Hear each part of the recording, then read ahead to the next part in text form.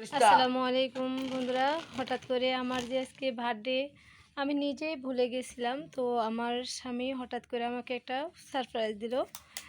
তো কি করব আমি জানি না। আমার ভাবি দিয়ে আর আমার ভাগ্নি দিয়ে এই কেকটা আনাইছে অর্ডার দিয়ে। তো আমি আসলে আমাকে সারপ্রাইজ দিছে। আমার যে বার্থডে আমি নিজেই ভুলে গেছি। 2 তারিখ আজকে বার্থডে আমার। তো আমার বার্থডে উপলক্ষে আমাকে একটা সারপ্রাইজ দিছে।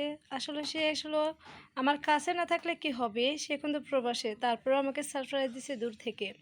কেননা আসলে রমজান মাস তো আমি ভুলেই গেছি, রোজা রেখে ক্লান্ত হয়ে গেছি, তাই ভুলে গেছি।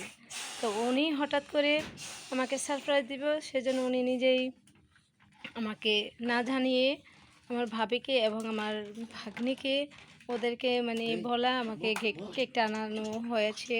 তো আসলেও আমি অত একটা বেশি একটা কিছু করিনি। ভাস্তা এই যে আমার ভাস্তা, ওরা এই সব কিছু করতেছে, আমি নিজেই সারপ্রাইজ হয়ে গেছি।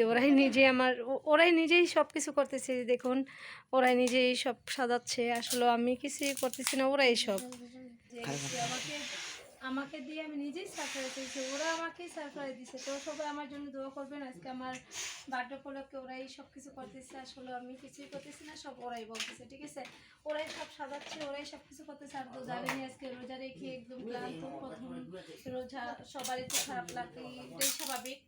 তো আর কি বলবো, তো আপনারা সবাই আমার পাশে থাকবেন, আমার জন্য দোয়া করবেন এবং আমার পরিবারের জন্য দোয়া করবেন। সবাই রোজা রাখবেন, নামাজ পড়বেন, কোরআন তেলাওয়াত করবেন। আমার জন্য বেশি বেশি করে সবাই দোয়া করবেন।